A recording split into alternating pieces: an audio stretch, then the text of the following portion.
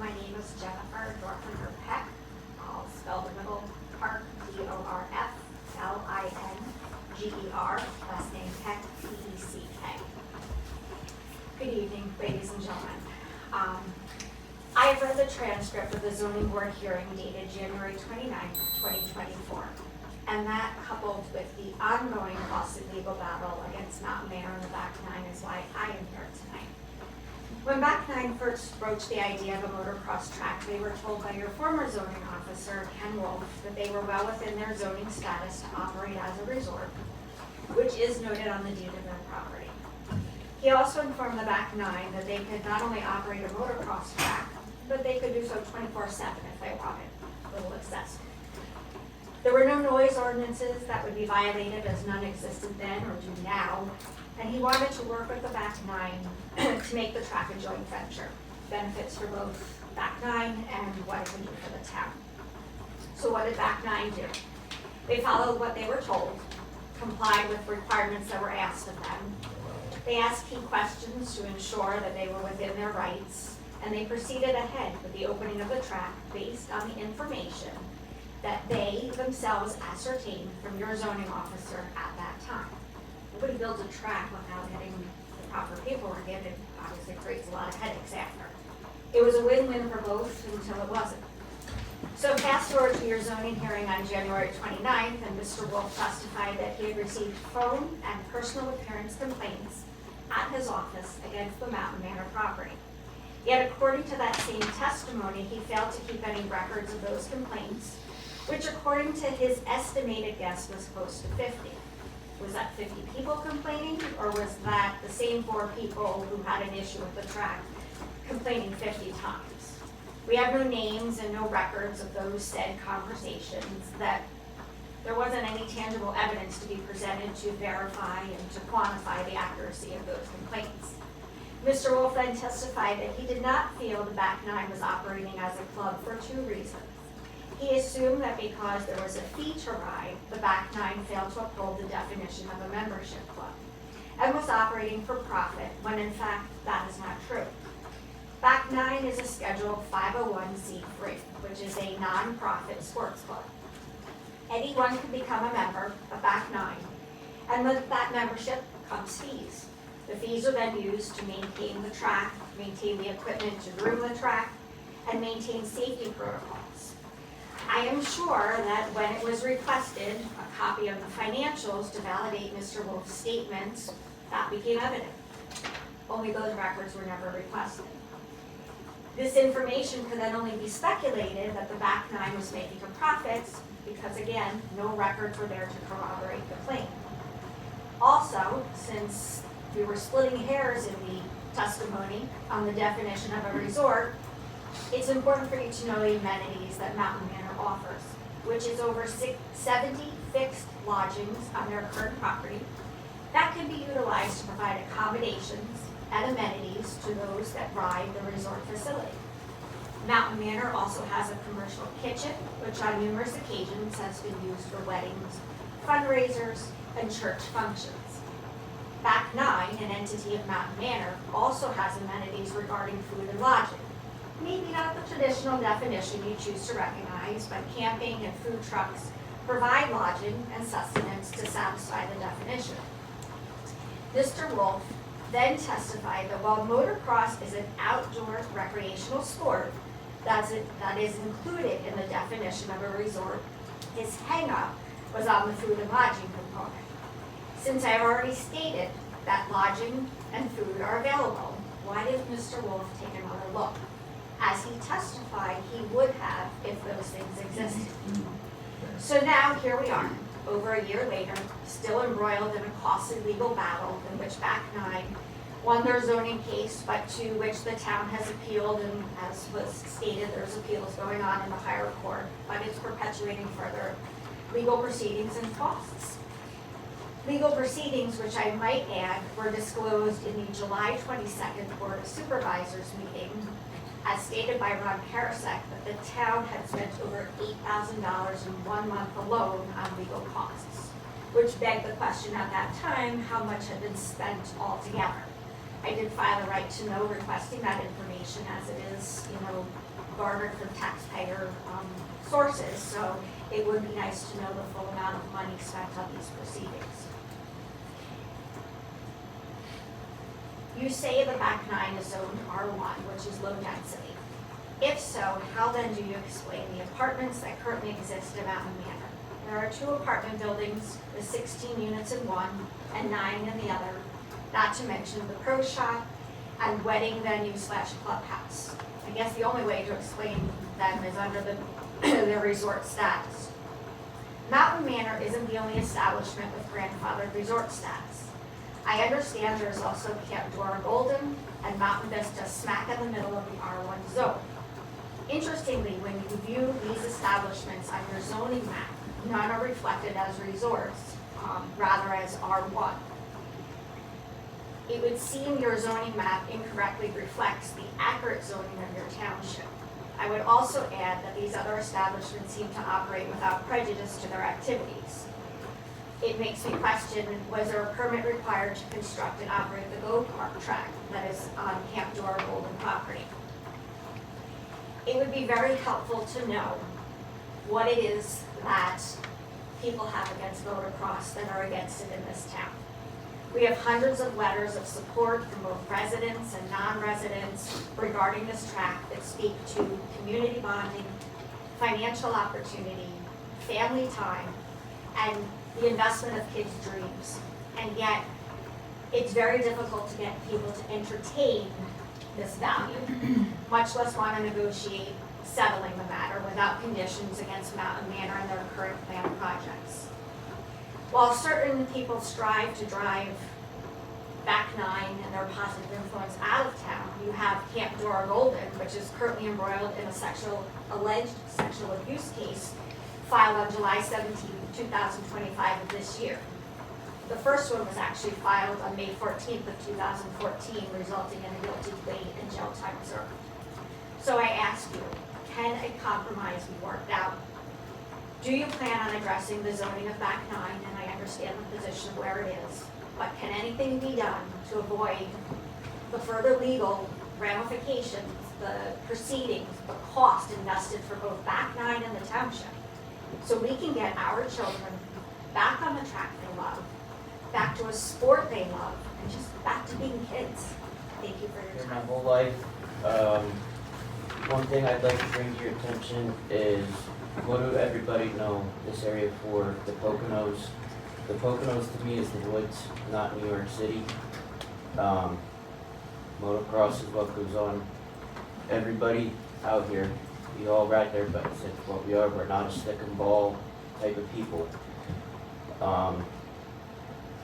The amount of times I was at Back9 last year, I had many, many friends, many family members.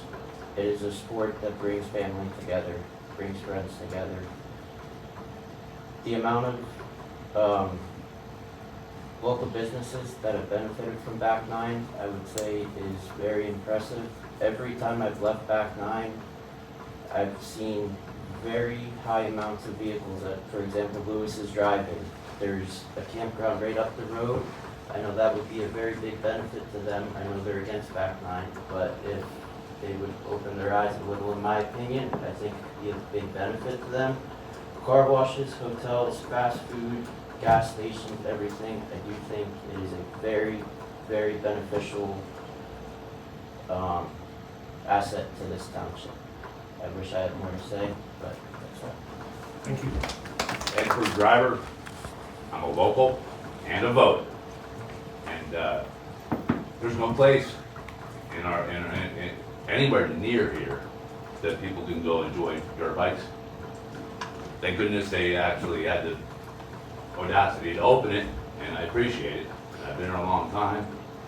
I think that they need our support as neighbors and have a place for people to go stay out of trouble. I've been there before. And I just want to thank you guys. That's all I got to say. Thank you. Appreciate it. And, you know, everybody has very good things to say here. I stopped riding when I was 21. Now I'm 42. Met these people, I'm so thankful I did. Because my kids, everybody gets to come, and they have the best time of their lives. They're young, everybody here cheered for them. Clapped, stopped the track, pushed them up the hills, and now it's gone. So I'm emotional about it because now we're traveling elsewhere. I'm from northern New Jersey, and there's not many places to go. This was our favorite place. The Poconos, I always thought was beautiful. Loved coming out here. We camp at Otter Lake. We brought our bikes and our toy hauler to just ride down the road, put them in my truck, come down here and ride. It was the best time ever. And now, you know, it's gone. So I hope really this gets resolved for the people, everybody in this room. I tell you, I don't know their names, but I know their faces because they were the ones helping each other out. So like everybody said, we got a bad rap. It's like we got this bad vision that we're all bad people. It's the safest environment at that track that I've ever seen, from flaggers to dust control, volunteers helping, our own kids helping to pick rocks so nobody got hurt.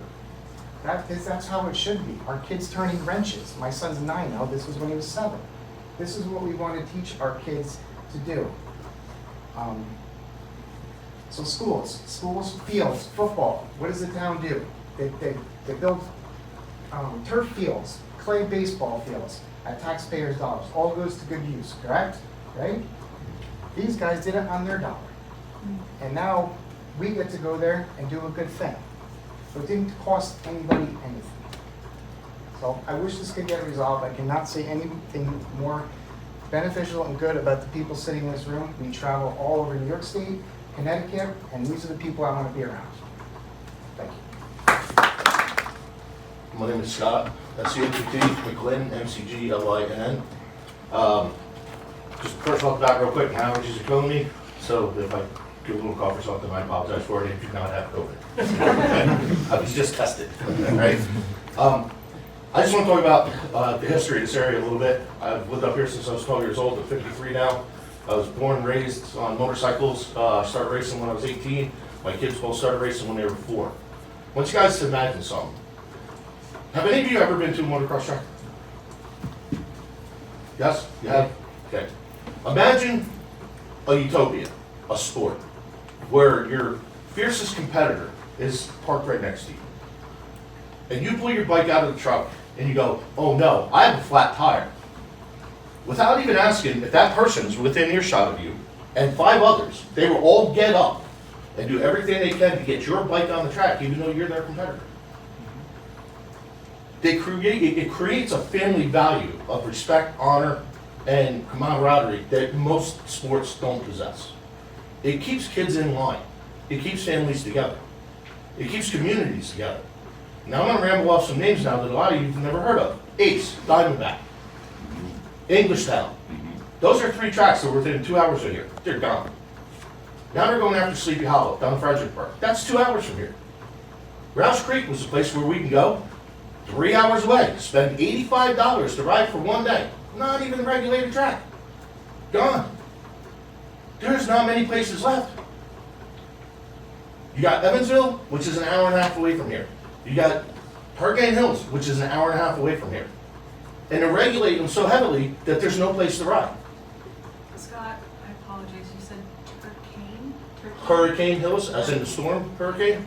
Clifford, Pennsylvania. So they don't know.